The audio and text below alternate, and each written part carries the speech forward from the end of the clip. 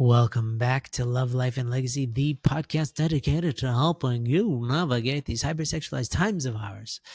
And in today's episode, everybody, we have somebody very cool. She's our new chapter leader in Japan.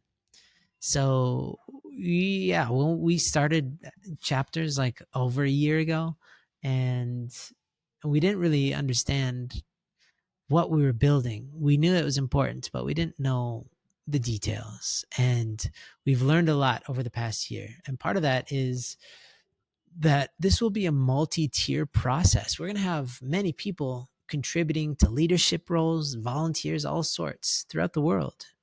And this new chapter leader named Aiko, is replacing the old chapter leader, Aiko. So we have an Aiko for an Aiko. Both Aikos are well loved by us and everybody because they're the coolest people ever. And we have now a new person because original Aiko actually was just crazy busy. And she has the greatest heart, and she really created a wonderful foundation in Japan. And now we're going to the next level, and we have a next Aiko.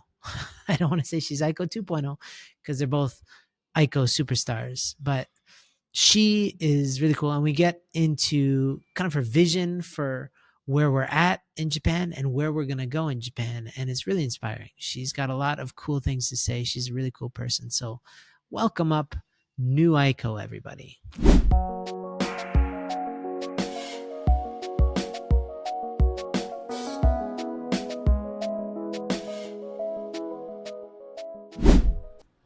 Hello, everybody.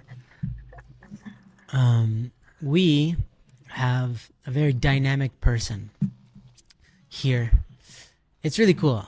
I'm excited because with High Noon, I would say you never know who the best type of leader is. I think there's people that we're used to being leaders in this world, in our church, but also just in society. They're the loud ones.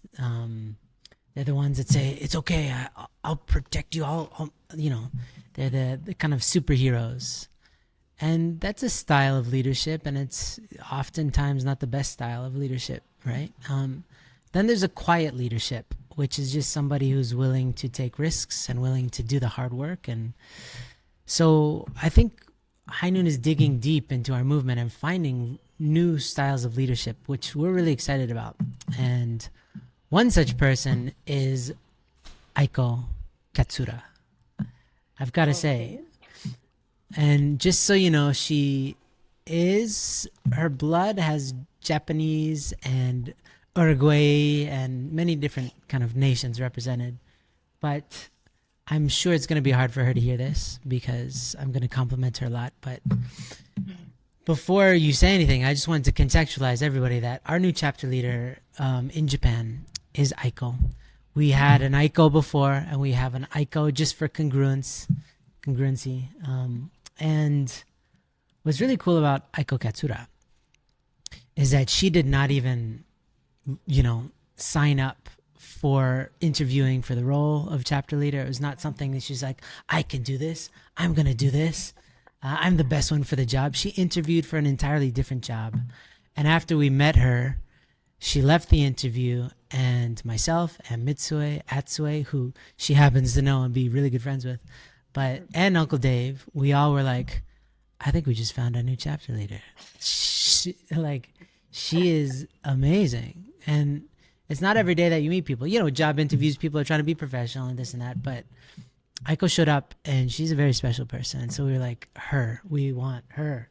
And so we offered her the job, and she was a little bit shocked because that was not what she was interviewing for. We offered her the job, but not the job she interviewed for that person's boss. So in one day, you went from interviewing from a secretary to the boss, which is how High Noon works. So first of all, I just wanted to contextualize that you are special, and I wanted to just prepare you for that because it's not always easy to hear that you're special. So welcome, Aiko. Thank you. Yeah. Okay. Nice to meet you, everybody. I'm Aiko. I'm also Aiko. So, You might be a little bit confused, but I'm the little Aiko because I'm Hmm. short, Mm-hmm. and the other Aiko is just perfect Aiko. Yeah. Yeah, I'm really happy to be to join this team. Hmm. I Even though I didn't expect this, but still a lot of grace and a lot of hopes. And Hmm. yeah, looking forward to do many stuff. Yeah, so are we. We're really excited, genuinely. So yeah, let's talk about this a little bit because again, this is kind of new. I think again, not just to our movement, but to the world Mhm. at large, that there have been the kind of the leaders that aren't the most obvious leaders that are leading from behind, and I think they're finding their place in this world. And so, when you met us, Mhm. you and you interviewed for the job, how much did you even know about High Noon? Because after you got the job, Sammy was talking to you. He's like, I don't even know how much he understands about High Noon. So, like coming into the interview, how much did you even know about High Noon? Well, to tell the truth, I didn't know a lot about the programs. I just Sure. knew that the because some things I knew because of Atsue, because she is currently working at Hainun, and also because of Karina, because Mm-hmm. she was working in Hainun, and I heard a lot of podcasts that she was doing, so I knew a little bit what kind of things you guys were doing, but not so much. That's so cool.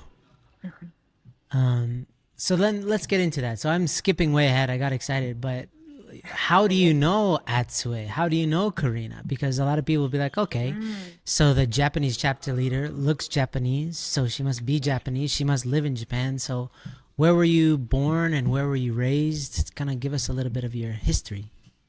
okay. I was born in Japan, Tokyo, but I was living in Hokkaido for about until I was 5. Then I moved to Uruguay because my father was a cook, and he in Uruguay there was this mission that they need a cook for 2 parents. So Wow. that's why, yeah, he went to Uruguay, and the family also moved there. Hmm. Yeah, and I didn't know that, by the way. That's a very really, specific mission that they yeah. need a cook in Uruguay. And your Mhm. dad was like, "Yeah, that makes sense. I'll go to, I'll go to the tip of the world." Like, I don't think a lot of people know Uruguay is really the last stop before the Antarctic, right? It's like Yeah. I know Chile. I heard when I was down there in Uruguay that there's a bit of a competition between Uruguay and Chile to find out who's truly the last country Mm. because Chile has some tiny little islands that technically qualify, but realistically Uruguay is like the finger at the very end of Mhm. the South American continent. So your dad just feels called to be Japan's chef and goes and how many siblings do you have? Actually, I am a twin, so me and What? my How do I sister not and know Finnish. this? So there's a similar face next to me. Really? Yeah, and Wow. yeah, that's it. But yeah, my father moved to Uruguay because he really loved Uruguay. He really Hmm. liked it, and that's why he invited us all to live in with him together. Hmm. And that's why we moved. And I didn't know anything. I didn't know Spanish. I was completely lost. No friends. And a small church. Hmm. And the community of Uruguay was really small and everything. So that's why we were really close with Karina and with Atsuye because there weren't so many second gen back there. Yeah. How And close in yeah, age are you to them? age. Wow. Are you With all similar? Atsuye is 1 year older than me, and Karina, I think she's 4 years younger than me. Oh, so she's like the little kid that you guys bullied and, you know, Yeah. pushed her around. That's why she's so aggressive. I can see Oh, you really? toughened her up. Yeah, but uh, okay, and so you grew up.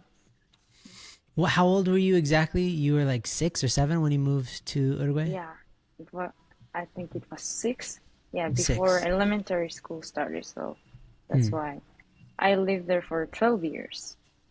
So all my studies I did in Uruguay.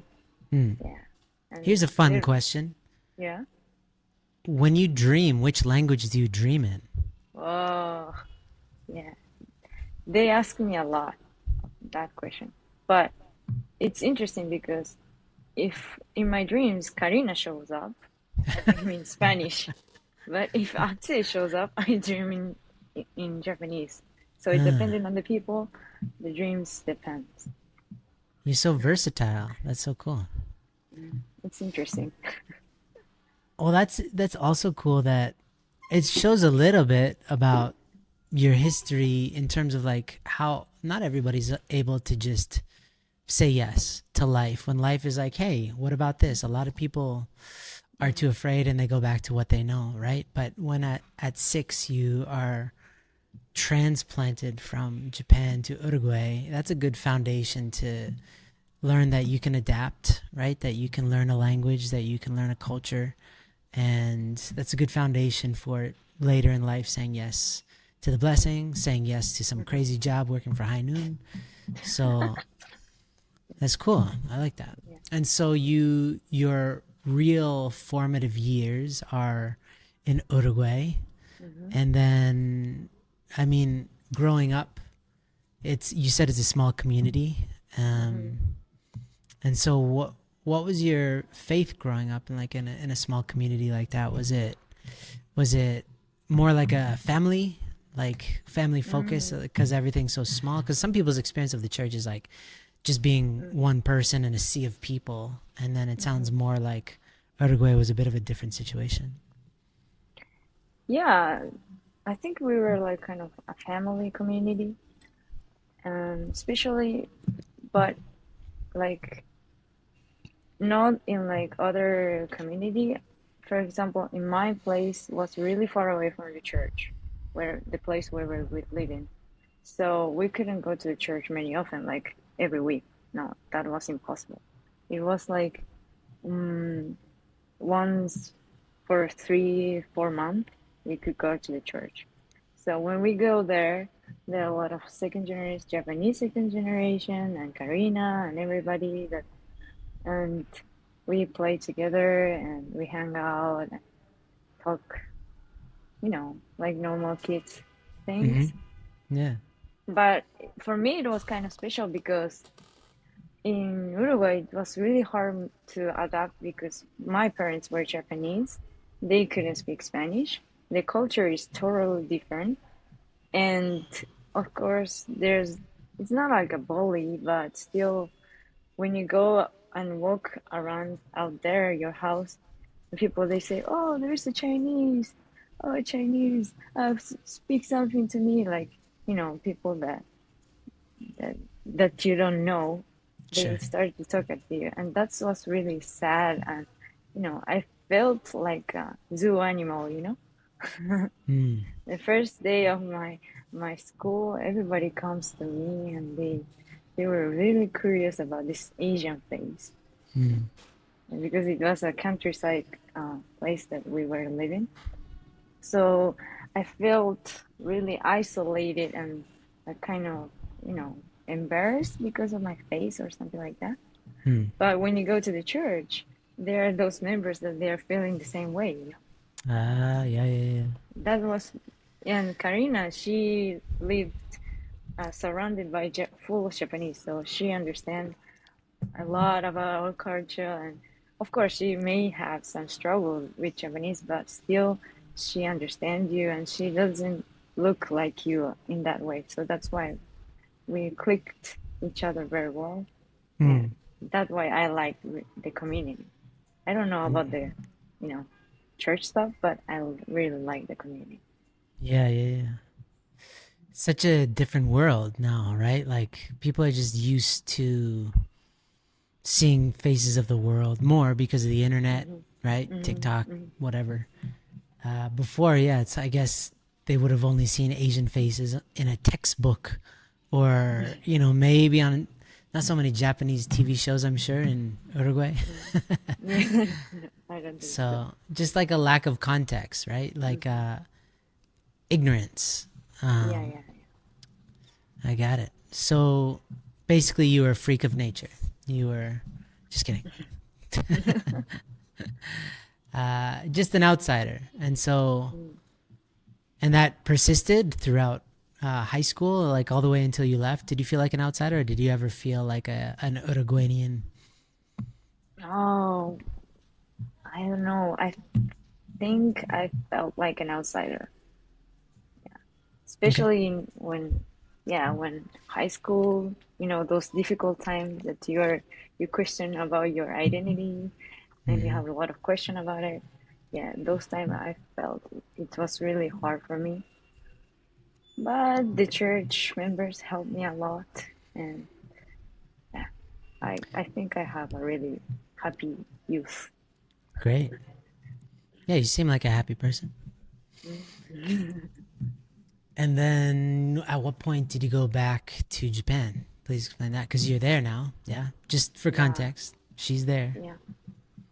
Well, after I left Uruguay, I went to Korea because my university was summer university, and after I graduated that, I didn't have a place to go, because my parents they already left Uruguay and they moved to United States, also because of my father's job. But that's why I didn't have the visa, the green card. I didn't have a place to go, so it leaves me no choice to go back to Japan. Hmm.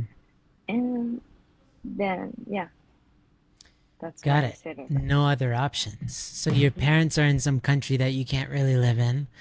Hmm. Your home where you were raised up, you now lost your status. So your actual homeland is the place where you haven't lived most of your life. So you go Yeah, back to there. yeah. Interesting. See, there's definitely some themes, like the idea of you feeling like an outsider. I think that's pretty common for High Noon staff. Mm, It allows us to be, because High Noon, we're all church members, but we exist in this organization that's in the church, but not of the church, right? yeah, And that's an uncomfortable place sometimes, but it makes sense that you can understand that dynamic because you kind of were raised that way. Um, and so let's talk about your love life. Let's talk about the love of your life. You are blessed. How did that happen? I remember you telling this story about yeah. some guardian angel helping to bring you together with your husband. Yeah, well, after I moved back to Japan, I I need to find a church to go in. So, yeah, to prepare myself for a blessing. So I found this church and I started to work in there, not as a full-time member, but as a part-time, for mostly for the technical stuff, to make videos and to promote events and everything like that. Hmm. So in there, when I was working there, some lady at the church, she Hey, just a quick interruption to tell you about the 40-day High Noon Challenge. If you're trying to find a way to start living a high noon life today with no shadows and create a radiant blessing, then this simple challenge is for you. We will send you daily lessons from our team that will keep you motivated on your journey. It's totally free, guys, and you'll get constant content directly to you. Just sign up today at highnoon.org/challenge. That is highnoon.org/challenge. All right, back to the show. she started to have this revelation or something, and she started to just saying me that, oh, I need to find a partner for you. And I was like, oh, no, no, no, thank you, my parents are looking at, no, no, no, no, no, I need to find it right now. So she started to look at the sites. So, and then she eventually found someone, and she introduced me for this person, and I knew this person before because he also was a Sumyon University student. Mm. And I Same said, oh, I time? know. Yeah, He was same like time. same class as you? Not the same class, but yes, almost the same. Hmm. And I say, I know this person. And okay, contact him right now. And she said, and okay, and I contacted my parents, but my parents, because they are living in the United States, they have different hours, so I wait for that. And because of this process, when my parents tried to contact him, he disappeared from the website. And I said to this person, this person disappeared, so maybe I cannot contact him. And he said, and then she said, oh, wait a minute, I'm going to verify to his church. She called and she said that this person is now meeting someone else, so that's why he disappeared. And I said, okay, that's fine. It was not meant to be. And I say, but this lady insisted a lot. And she said, no, wait, he will come back. So you just Hmm. wait there and I will tell you when he come back. And I didn't like this idea, like I'm in a waiting list for this person. Hmm. I didn't like it. So I was like, no.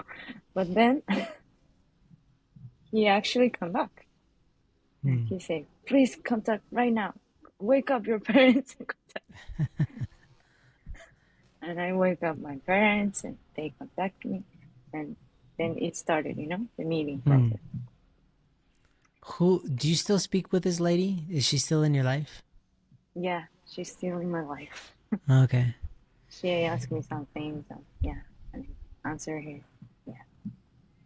Yeah, it's such a bizarre thing to do that somebody's like, you need this and I'm going to help you, right? Yeah.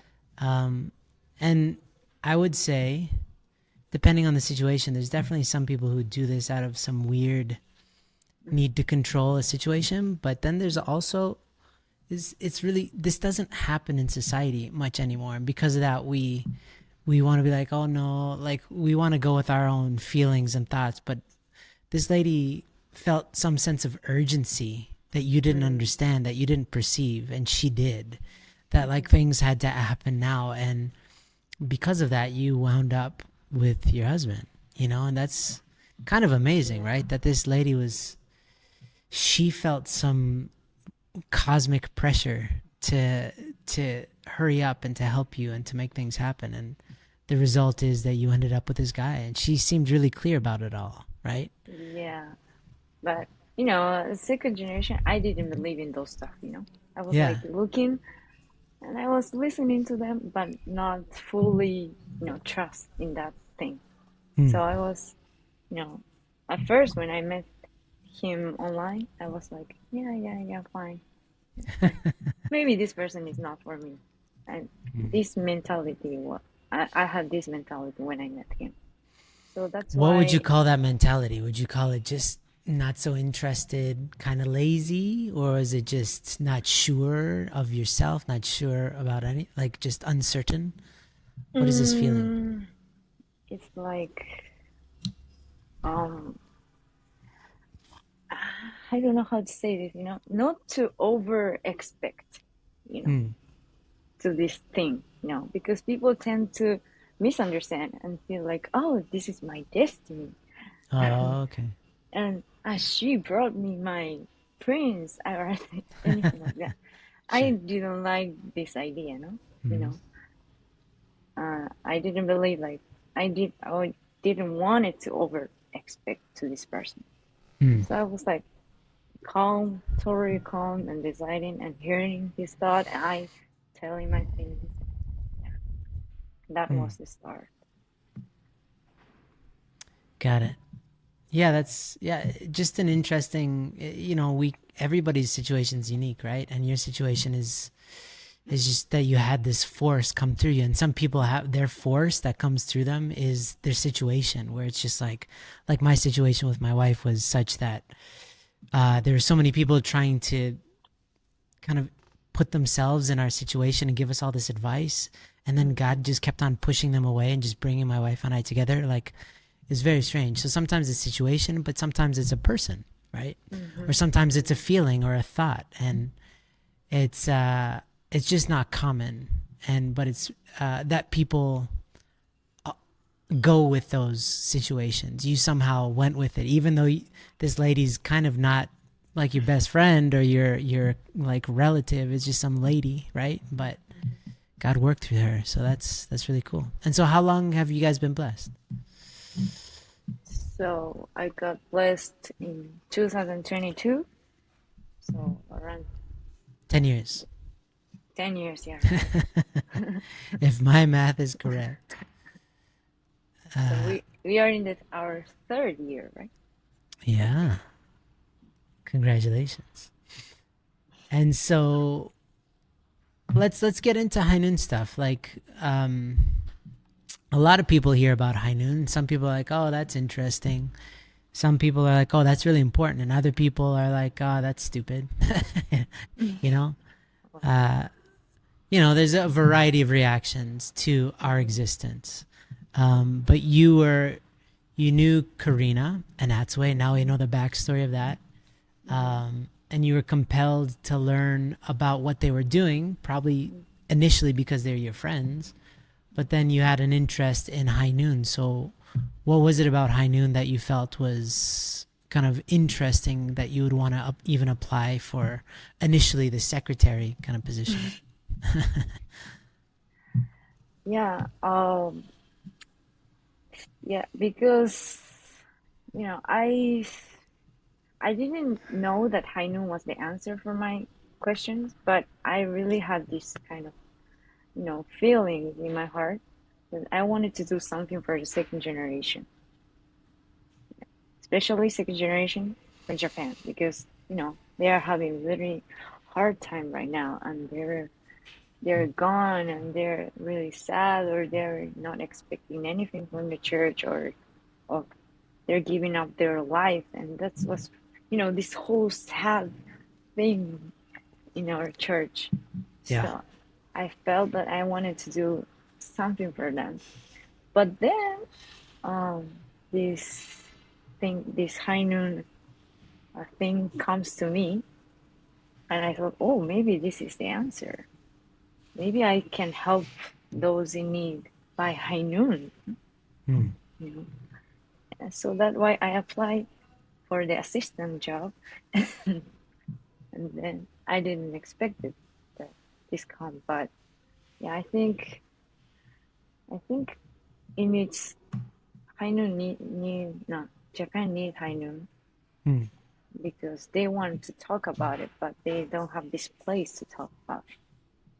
So Well, I want to, so that you didn't have some lady who was like, you no, need to apply for this job. Okay.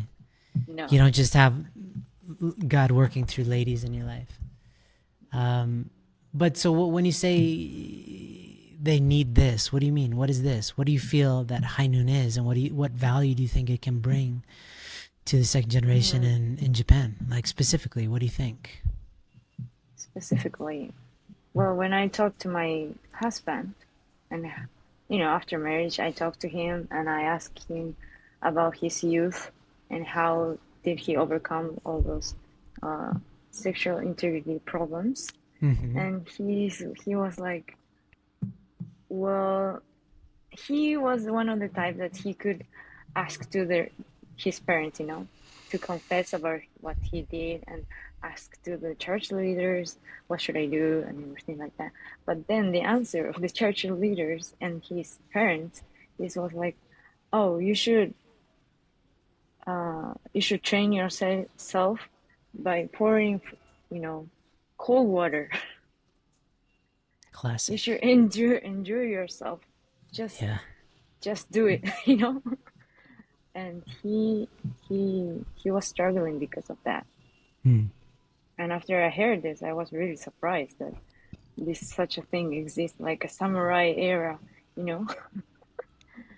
And I wanted to do something about that, because I heard that many second generation are suffering from that, but still they're not having this feedback. Hmm. And also for the young blessed couples, after they, it's whole the schedule and whole program before getting married, but then after you get married, there's nothing, just enjoy your life. Just you Yeah. have any struggle, pray, finish. If we need money, we'll call you. Yeah. So that's why I thought it need more, place to we can talk about it. You know. Yeah. Great. And so, like, that's kind of the past. And then present, what are you really starting to sink your teeth in? You just essentially started this position, right? So you're getting a lot of input in terms of like you're having meetings, you're learning, oh, they do it like this. You're meeting the volunteers, you're having all sorts of, I'm sure, feelings and thoughts. So what do you, with all these data points, meaning information that's coming into your eyes and ears, what are the first things that you're going to be really building out in Japan or working on, investing in? I wanted to invest, all together at the same time. There's no this first and this first. I wanted to do all at the same time. But I think it's necessary, of course, to transmit this idea to young generation. Of course, it's important, but also to befriend. No, I don't know if it's a correct expression, but I also wanted to the church to understand us, Sure. that it needs, because that part is really huge. If the church say yes, a lot of people will say yes. And if the church say you don't need that, a lot of people say we don't need that. So Yeah. I wanted to work on that better. I think it's important that me as a second generation start doing this because, church leaders are mostly first generation. So I think it's also you need it, to first and second generation work together, Yeah. listen to each other. Got it. That's quite the mission. And then, so if you can envision like the Hainan chapter of your dreams, what's happening in Japan? Like, couple years in the future. Like, what is a thriving Japanese chapter? What does that look like? And I'm asking you this because this is a call to all people who want to invest in the Japanese chapter. There are people in Japan who might be listening to this, but there's also many people who are maybe Japanese or have family in Japan who would love to help you with your vision. So how do you see Hainan Japan evolving in the next couple of years? Like, best case scenario, things that you would love to see, changes.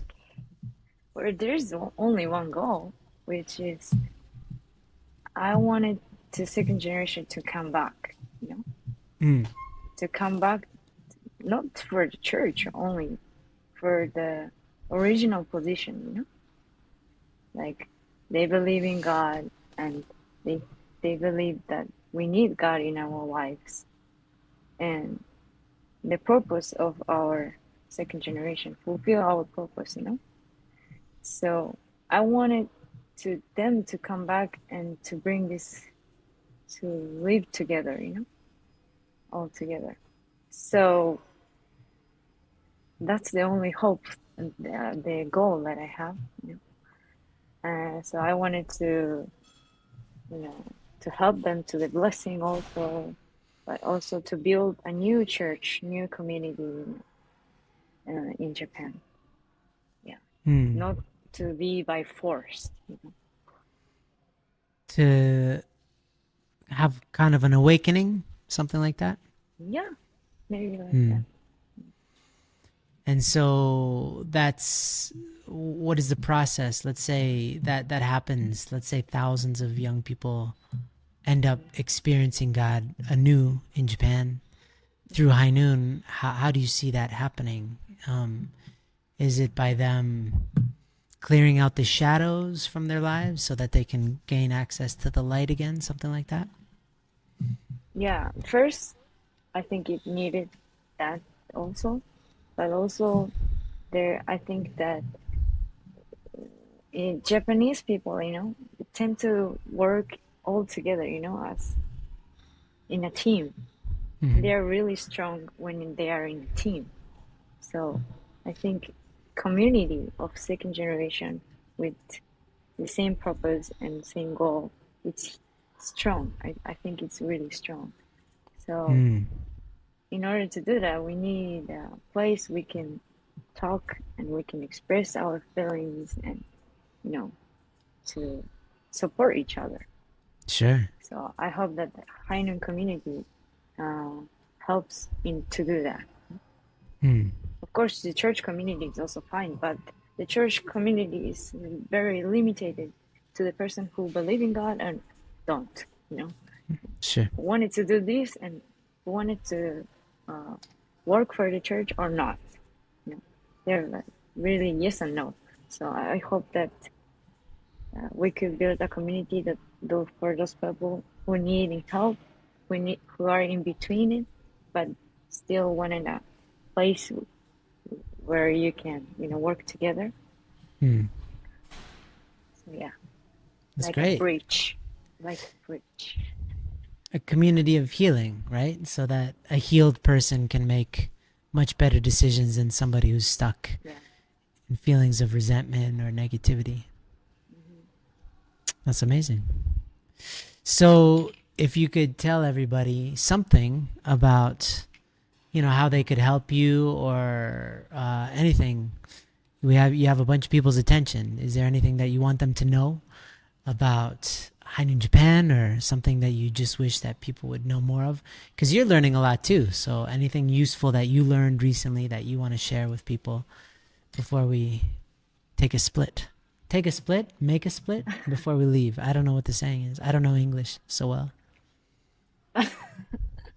Well, I hope that people can feel hopeful for our Hainan Japan because we have a lot of plans that we wanted to do in the future. We are going to do we wanted to do a lot of events online and offline. So I hope that you just click on it, you just purchase, just come to our events. Even though you don't know very much about it, still fine. Hmm. Just to listen to what second generation are saying, that's really helpful also. Hmm. And then you start to, build by yourself, I think. Yeah, nice. And so, do you have a Hainun email yet? Yes, I have What is it? Aiko dot Katsura. How do you say this? At Hainun.org. At At. Hainan.org. Got it. Cool. Yeah. So, everybody, these chapters are all one, meaning they're all part of Hainun, but they all have unique benefits because of their region and also unique struggles. And so if you feel called to help the Japan chapter, it needs a lot of help. Like if when you hear about the situation of our Japanese church makes you feel righteously upset or you just wish you could do something, this is a big way to contribute. Is we're trying to help the people of our movement, right? So that they can be healed, so that they can come back to Heavenly Parent to fulfill their purpose of like creating a God-centered life, right? And marriage and all that. So, Aiko dot Katsura at highnoon.org could use your help and your prayers and anything that you can offer. Any last words before we take a hike? Anything at all that you feel like you didn't say during this interview that so you don't have to? It was an interview. I'm interviewing you. Yeah, I just want to see if you Okay. actually get the job or not. This is the final step. So far, it looks good. I'm really excited about it. So please join. Please join us. Yeah, thank you. Thank you for hopping on. Thank you for trusting us enough. Usually when you offer somebody a job, they go like, yeah, that's amazing. Thank you. When we offered her the job, she was like, wait, what? What is you, what? And that's just the way that this chapter has gone. We've gone from Aiko Ishi-san helped to create a foundation, right? And now Aiko Katsura is going to take that foundation and build on it. So yeah, please everybody, give her your support in whatever way you can. And we want to really help Japan. It's in a difficult situation, but at the same time, I see a lot of potential. And I'm sure you do too, because you wouldn't have taken this role if it was all bad news. So yeah, thank you for stepping up and showing us a new style of leadership. And see you later.